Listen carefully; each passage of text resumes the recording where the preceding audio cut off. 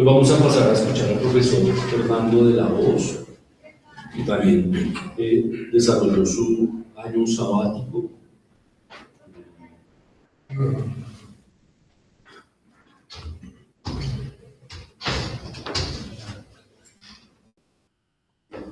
El profesor Fernando de la Hoz Restrepo es médico cirujano, magíster en epidemiología y PhD en epidemiología, y durante su trabajo de sabático trabajó alrededor del Streptococcus pneumoniae y pues nos va a presentar su trabajo en relación con las dinámicas temporales de los serotipos del Streptococcus pneumoniae asociados a enfermedad invasiva en Colombia en el periodo 2005 a 2023.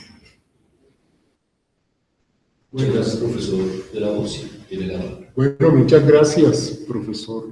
Primero, pues muchas gracias al departamento y a la facultad por la oportunidad, como decía Jesús, de hacer este año sabático. Para mí también fue un periodo en el cual pues pude profundizar en temas que ya veníamos trabajando, pero que, digamos, al tener pues esta descarga importante de tiempo de clases, le permite a uno profundizar en cosas que siempre había querido hacer o refrescar y que por el día a día no lo había podido hacer.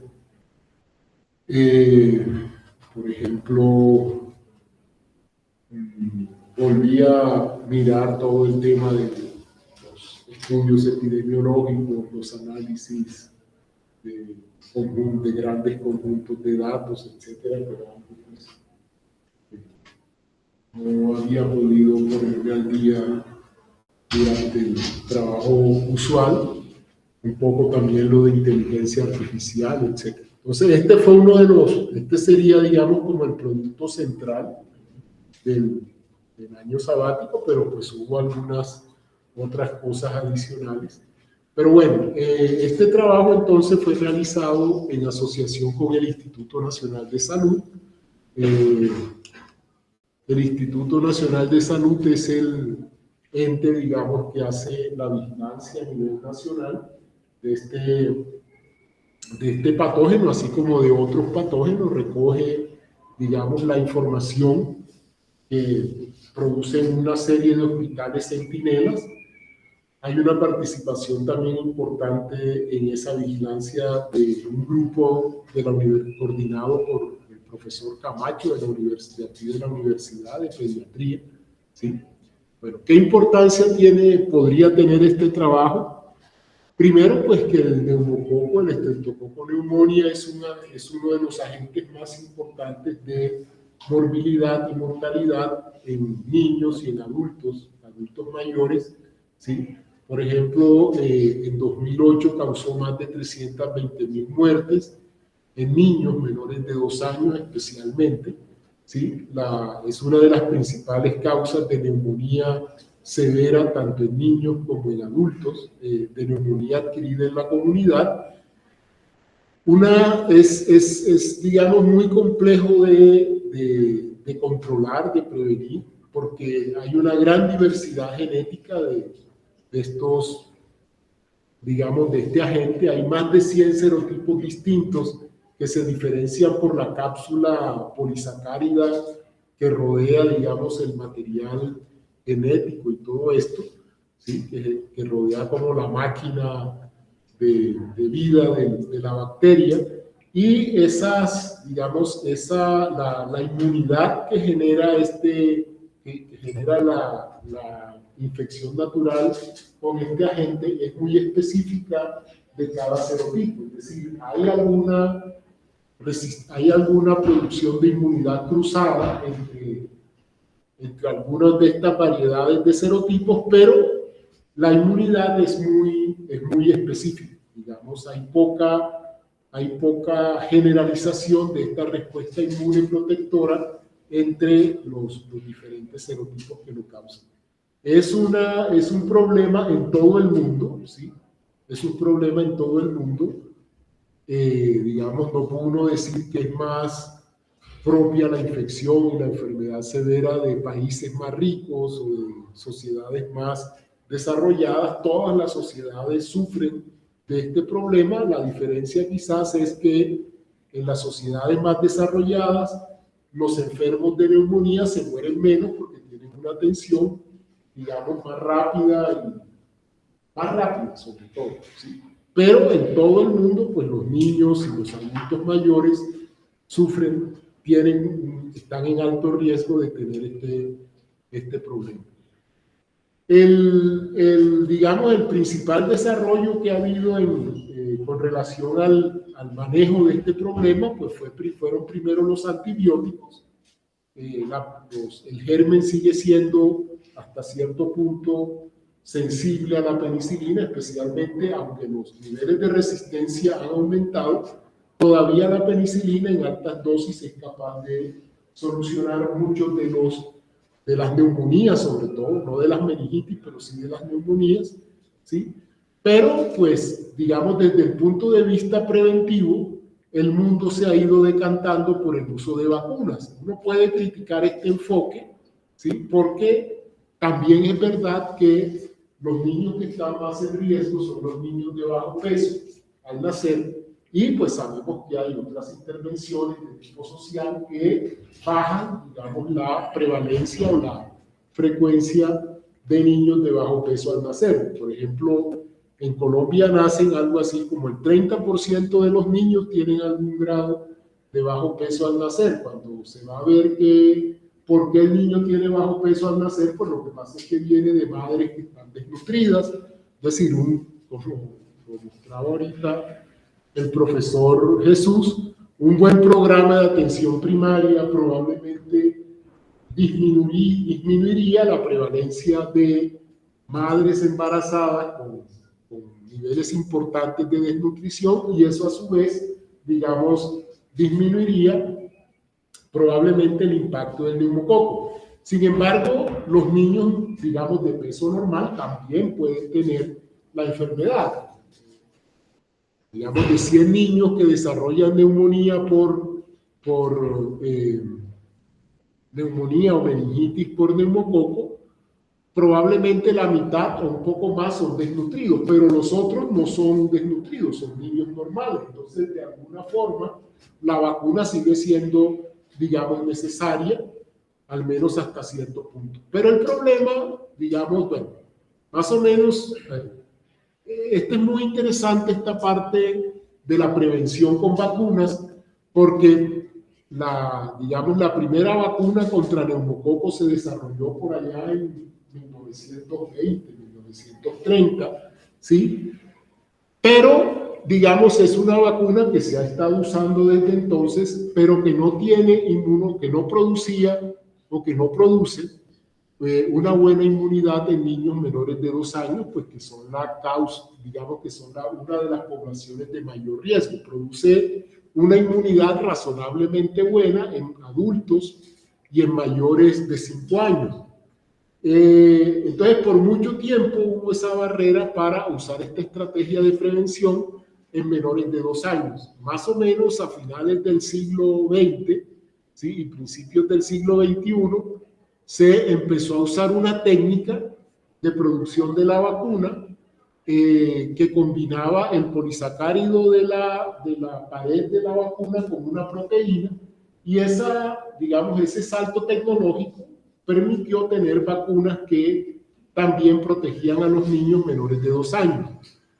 Como decía al principio, el neumococo tiene más de 100 serotipos que pueden causar enfermedad, pero en realidad, digamos, la gran mayoría de la carga de enfermedad está producida por unos 15, o estaba producida hace 20 años por unos 15 o 20 serotipos en la mayoría de los países del mundo. Lo que pasa es que, digamos, los serotipos específicos pueden variar un poco de país a país, ¿sí? Especialmente en algunas latitudes. Entonces, la primera vacuna que estuvo disponible tenía 7 serotipos, que eran los que causaban como el 80 o 90% de la enfermedad en Estados Unidos. y en algunos otros países desarrollados. Esta vacuna se empezó a usar con muy buenos resultados, pero luego empezó a aparecer un fenómeno que llamamos el fenómeno de reemplazo, es decir, desaparecieron los serotipos que estaban en la vacuna PCV7, pero aparecieron otros que no eran importantes antes y que empezaron a llenar ese espacio, digamos, de los serotipos que estaban incluidos en la PCV7. Entonces, aparecieron dos nuevos desarrollos tecnológicos, la vacuna con 10 serotipos que aparece ahí como PCV10 y la vacuna de 13 serotipos que aparece ahí como PCV13. Estas vacunas son las que, digamos, todavía están disponibles en la mayoría de los países, pero hay unos nuevos desarrollos, las vacunas de 15 serotipos, la vacuna de 20 serotipos, la vacuna de 21 serotipos, porque ha habido necesidad de ir desarrollando nuevas vacunas con más serotipos, porque este fenómeno de reemplazo se ha seguido manifestando, es decir, se introdujo la vacuna de 10 serotipos, empezaron a desaparecer los 10 esos que eran muy frecuentes, pero aparecieron otros, ¿sí? Y lo mismo pasó en los países que introdujeron la vacuna de 13 serotipos. Entonces, Colombia introdujo primero la PCV7, luego la PCV10, con la cual estuvimos vacunando niños hasta el 2022, y a partir del PCV3 del 2023 se cambió a esta vacuna de 13 serotipos.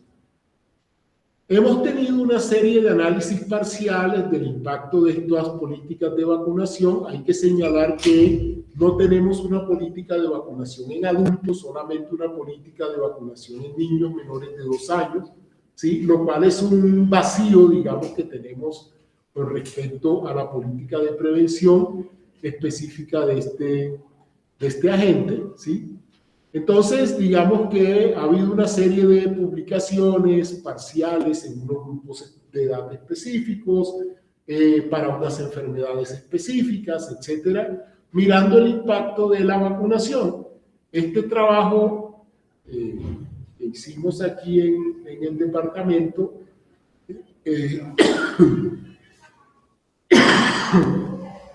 digamos, pretendía hacer un análisis mucho más integral y por un periodo de tiempo más largo, pues aprovechando la disponibilidad de estos datos y la colaboración con el Instituto Nacional de Salud. Aquí ustedes ven, pues, algunas de estas vacunas y los serotipos que contienen, ¿sí?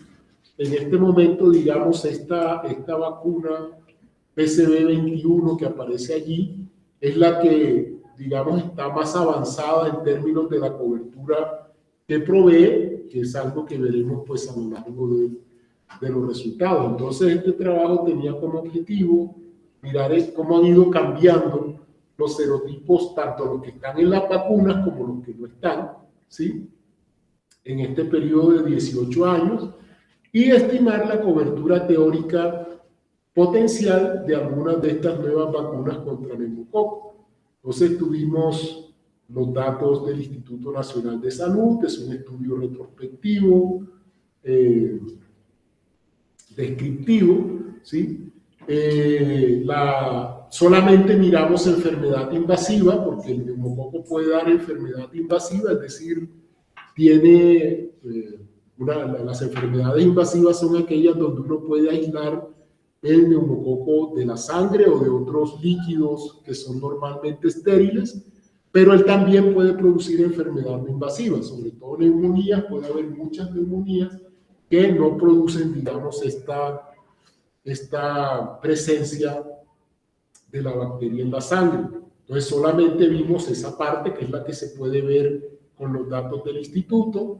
El instituto pues tiene una serie de procedimientos microbiológicos bien estandarizados que permiten confiar, digamos, bastante en los resultados de la identificación, especialmente del serotipo específico. Y bueno, hicimos un análisis de tendencia, unas comparaciones de proporciones para este estudio, pero aquí, por ejemplo, ejemplo, EAIS, otras innovaciones metodológicas para otros aspectos que también tratamos en el estudio. En total, pues, analizamos 7.824 aislamientos a través de todos estos periodos. Una cosa interesante que ustedes pueden ver allí es cómo el número de aislamientos en niños menores de 2 años fue disminuyendo con el tiempo, ¿sí? Antes de que hubiera vacunación, que es este periodo de 2005 a 2009, el 32% de los aislamientos eran niños menores de 2 años. Al final, en el año 2023, ustedes ven que solamente representan el 9% de los aislamientos. Aunque esto no es una muestra basada en población, sí es un reflejo, digamos, del impacto que ha tenido la vacunación en la población menor de 2 años. Es decir, la enfermedad por neumococo se ha reducido de manera importante en la población y estos datos, digamos, confirman esta suposición. De alguna manera, digamos, son otra evidencia de la efectividad que la política de vacunación ha tenido. Si ustedes miran acá en la parte que dice Clinical Syndrome, verán, por ejemplo, que el impacto ha sido más importante a nivel de meningitis, ¿sí? A nivel de meningitis específicamente. En el primer periodo, las meningitis eran el 27% de los aislamientos y en el último periodo las meningitis eran el 12%. Si uno desagregara esto solo para los menores de 2 años, podría ver que prácticamente las meningitis por neumococo han, pues, no desaparecido, pero sí está en un nivel muy bajo históricamente, ¿sí? Y aquí podemos ver la tendencia de los serotipos que están contenidos en la vacuna PCV13, que es la que estamos usando ahora. La vacuna PCV13 contiene 10 serotipos que ya estaban en la vacuna PCV10 y 3 serotipos nuevos. Entonces ustedes pueden ver aquí el impacto que tuvo la vacunación con la vacuna de 10 serotipos, en la cual la mayoría de los serotipos que estaban incluidos en la vacuna PCV10 disminuyeron, algunos casi desaparecieron, ¿sí? Por ejemplo, el 1, el 5, el 6B, el 7F, el 9B, el 14, bueno, la mayoría de los 10 serotipos disminuyeron mucho, con excepción del serotipo 4, que curiosamente, a pesar de estar allí en la vacuna, aumentó, ¿sí? Es decir, es un serotipo que aparentemente los anticuerpos producidos por estas vacunas no lo afectan, digamos, de manera muy importante, sobre todo en la protección comunitaria, porque si uno desagregara esto por edades, vería que para los niños menores de 2 años el serotipo 4 sí disminuyó un poco, pero este aumento sobre todo es a costa del aumento en los adultos, ¿sí? De un aumento en los adultos que no reciben vacunación. Otra cosa importante de este análisis es que dos de los serotipos que están en la vacuna PCV13, pero que no están en la 10, también aumentaron de manera importante, que son los que están allí en color anaranjado. El 3 y el 19A aumentaron mucho durante todo este periodo en que, digamos, se aplicó la vacuna PCV10, y es un fenómeno que se ha visto también en otros países. Curiosamente, en otros países también se ha visto un aumento del serotipo 6A, que tampoco está en la PCV10, pero sí está en la 13. En cambio, nosotros vimos una disminución, lo cual, pues, algunos podrían atribuir a un efecto, digamos, a una inmunidad cruzada o a un producto de una inmunidad cruzada con el serotipo 6B, que sí está contenido allí, aunque, como digo, no es algo que se haya observado en algunos otros países. Vemos aquí la tendencia estadística, digamos, el efecto estadístico después de la vacunación, y podemos ver que el serotipo que más disminuyó ¿sí? El serotipo que más disminuyó de los que estaban incluidos en la vacuna PCV10 fue el serotipo 14, ¿sí? Ustedes ven aquí el punto del serotipo 14, que fue, digamos, el que más disminución tuvo.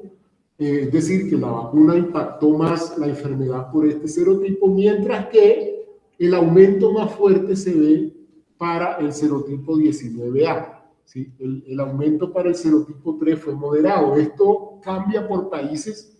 Hay países que han tenido un aumento más fuerte del serotipo 3 que del serotipo 19A. Por tanto, digamos, es importante esta información para nosotros, sobre todo verlo para todos los grupos de edad y para todo el país, porque como digo, ha habido antes algunos análisis que son restringidos más localmente o regionalmente o solamente para ciertos grupos de edad.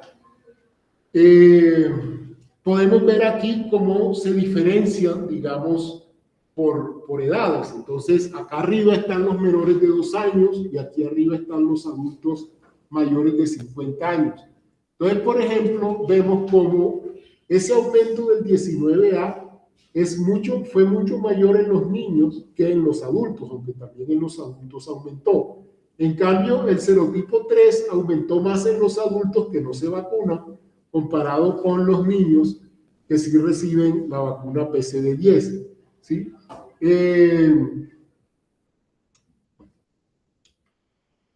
Y esta otra tabla también es interesante porque muestra lo que ha pasado con los serotipos que no están incluidos en ninguna de las dos vacunas, ni en la PCV10 ni en la PCV13. ¿Y qué importancia tiene? Bueno, que de pronto le podría uno decir, las futuras vacunas que habría que usar, es decir, una vez se agote, digamos, como la efectividad de la vacuna PCV13 por este fenómeno en que empiezan a disminuir los serotipos que están en la vacuna y empiezan a aumentar los que no están, esta tabla le puede decir a uno un poco cuáles son los serotipos no vacunales que habría que tener, que uno desearía que estuvieran en una vacuna, ¿sí? Con la cual reemplazaríamos, una nueva vacuna con la cual reemplazaríamos la PCV3 en el futuro, probablemente a 3 o 4 años hacia adelante. Entonces aquí podemos ver que los serotipos que no están ahora en las vacunas, ¿sí? Y que aumentaron durante el último periodo son el 6C, el 23A, el 15A, ¿sí?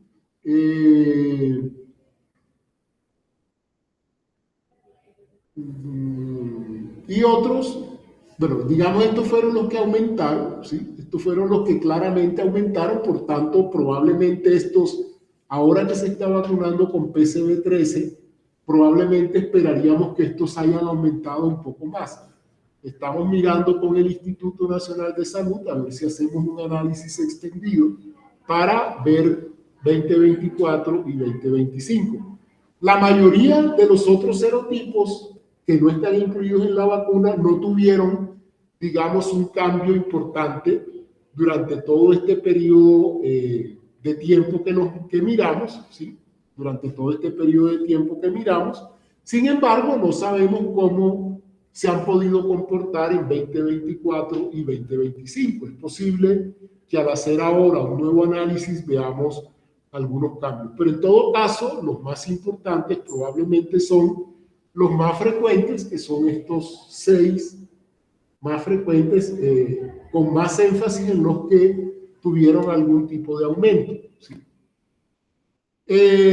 Bueno, y esto es la forma como se distribuyen esos serotipos que no están en la vacuna entre los menores de 2 años y los mayores de 50 años. El periodo de tiempo probablemente que más nos interesa sea estos dos de 2019 a 2023. Entonces podemos ver cómo tanto para los adultos como para los niños el 6C fue el serotipo no vacunal más importante. Luego está el 15A, que es importante también para los dos grupos, y luego ya después empiezan a diferenciarse un poco. Sin embargo, hay que tener en cuenta que estas diferencias podrían no ser estadísticamente significativas porque ya para, digamos, ese periodo específico, el tamaño de muestra, como ustedes ven acá, pues no era, digamos, muy grande, especialmente entre los niños menores de 2 años. Otro punto importante del estudio es el análisis de la resistencia antimicrobiana. La resistencia antimicrobiana ha sido propuesta por la Organización Mundial de la Salud como un problema importantísimo de salud pública para el siglo XXI. Es una de las prioridades internacionales, de las prioridades globales. Entonces, la vigilancia de este problema, digamos, es algo importante. Aquí podemos ver que la resistencia a la penicilina en la meningitis ha aumentado, mientras que la resistencia a la ceftriaxona se ha mantenido. Pues hubo un aumento también en los últimos años, pero no ha sido un aumento tan importante, mientras que para los cuadros de no meningitis también se ve un aumento, pero el aumento es menor que para las meningitis. Y finalmente esta es ya la última parte, digamos, del análisis, que es la cobertura tanto de las vacunas que hemos usado, o que hemos usado o que estamos usando, y de las nuevas vacunas que vendrán en el futuro. Entonces, este cuadrito chiquito aquí es la cobertura que teníamos, ¿sí? La cobertura que teníamos ya entre 2019 y 2023 para la vacuna de PCV10 que se dejó de usar en el 2022. Como ustedes pueden ver, pues realmente ya la protección que esta vacuna estaba dando, pues era muy, muy chiquitita, ¿sí? La vacuna por la cual se cambió, que es la PCV13, es esta barra, no sé, roja o algo así, que como ustedes pueden ver, pues debería producir un cambio importante, porque para los menores de 2 años pasamos de tener una cobertura apenas de 8% o algo así con la vacuna que estábamos usando, a tener una cobertura de más del 70% con la nueva vacuna. Sí, es decir, en 2024 y 2025 debemos ver de pronto un cambio interesante para los menores de 2 años. Como digo, es algo que estamos mirando con el instituto si lo podemos hacer conjuntamente. También, digamos, desde el punto de vista de política, como decía, Colombia no vacuna a los mayores de 65 años, que es una política que muchos países en el mundo tienen. Muchos países recomiendan la vacunación en menores de 2 años y la vacunación en mayores de 60 o mayores de 65. Aquí, por ejemplo, también para la discusión de política pública está que Colombia podría vacunar, por ejemplo, con esta vacuna de PCV13 y tendría una cobertura muy importante para las enfermedades invasivas de los adultos mayores, que son una causa importante de muerte y de discapacidad en estas edades, especialmente por neumonía y por algunas otras enfermedades invasivas, especialmente sepsis, ¿sí? Las otras vacunas nuevas, o sea, la vacuna PCV15, que es nueva, la PCV20, la PCV21, ¿sí? Que son vacunas que actualmente podrían estar disponibles para ser introducidas en el país, pues añadirían, ¿sí? Si uno lo mira aquí, añadirían esto es la PCV15, ¿sí? La PCV15 es la verde.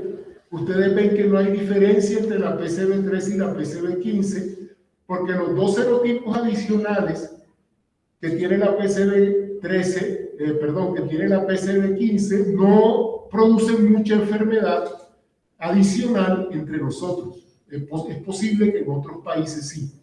Luego sigue la PCV20. La PCV20 produce un poquito más de protección que la PCV13, que es la que estamos usando, pero digamos, los intervalos de confianza de esa proporción se cruzan con los intervalos de confianza de la PCV13, por tanto uno podría decir que de pronto la diferencia entre las dos no es realmente importante, ¿sí? Y ya vendría siendo un poco más importante, ¿sí? Ya vendría siendo un poco más importante para la PCB21, que es esta que está acá de morado, donde sí hay una diferencia estadística. Sin embargo, hay un problema, y es que la PCB21 no tiene unos serotipos que están en la PCB13, ¿sí? Y eso pues hace que el cambio para niños menores de 2 años no sea algo tan fácil de proponer, ¿sí? En los adultos, pues quizás la decisión es un poco más fácil. La PCB21 produciría una cobertura muy alta en adultos comparada con la PCB13, pero de todas maneras, pues habría que considerar también cuánto más tendría que pagar el país para tener ese aumento, digamos, en términos de coberturas.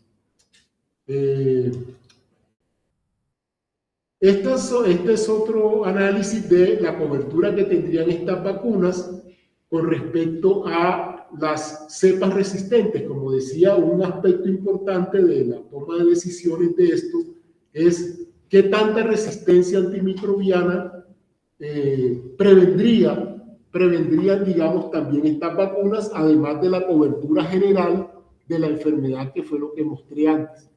Podemos ver, pues, que la PCB10 ya cubría muy poquito de la resistencia antimicrobiana, mientras que la PCB13 produce un aumento importante de la cobertura, especialmente de la resistencia a la penicilina. La resistencia a la penicilina es uno de los criterios más importantes en cuanto a resistencia, porque pues, la penicilina todavía se usa, ¿sí?, en el tratamiento especialmente de las neumonías. Y otro criterio importante aquí sería la resistencia a la ceftriaxona, ¿sí?, que es otro, digamos, antibiótico que se propone, digamos, para esto.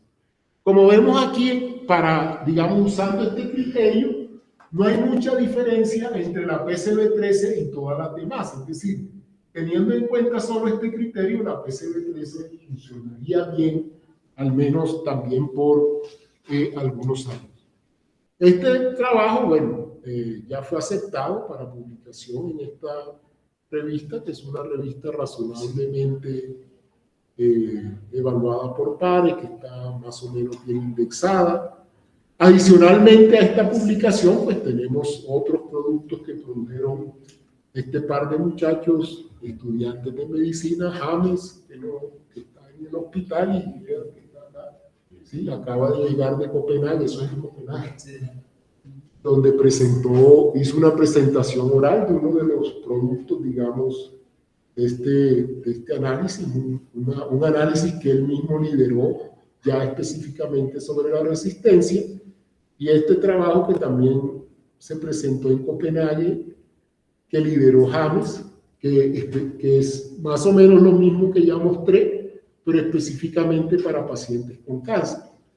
Y Hegar, que hizo un análisis de cómo cambiaba la resistencia antimicrobiana por diferentes síndromes clínicos, y que, como digo, fue aceptado para presentación oral, algo que no es muy usual. Bueno, eso es todo.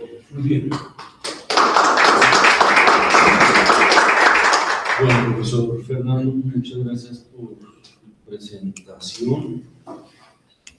Pues su tema, sin duda, de importancia del campo de la salud pública. Sabemos que la vacuna es una de los recursos más eficientes en el campo de la salud pública, pero que tiene retos como los que presenta acá el profesor Fernando, microorganismos con tantas variantes, ¿no?, que le colocan desafíos hacia el campo de la vacunación y al país, seguramente, digamos, aunque el profesor pues, no incorpora ese elemento, pero imagino que también en términos de los costos de adquisición de esas vacunas, ¿cierto?, entre más elaboradas, pues más costos tienen, pues también aparece como un elemento ahí a la hora de la toma de decisiones de la política. Pero pues muy valioso el trabajo, profesor, y pues muy interesante que haya sido a estudiantes que han podido presentar trabajos por procesos internacionales. También procesos de esta. Entonces, muchas gracias por las presentaciones de profesor Jesús y profesor de la voz. Pues va a quedar esta grabación ahí en YouTube, que puede servir para un poco más. Desafortunadamente, esta difusión de los trabajos de los sabbáticos no tiene mucha participación, pero pues vemos que son trabajos importantes que requieren más atención. De todas maneras, es un esfuerzo mismo de la universidad de permitir un año de trabajo a un profesor o una profesora solamente en específico. Entonces, bueno, el recurso de YouTube nos permite que se difunda más este trabajo. Y bueno, los productos que se tienen, ¿no? Que también permiten difundirla a través de artículos académicos o libros u otras formas. Entonces, agradecer la asistencia a este espacio y desearles bueno, muchas gracias. Muchas gracias. Bueno,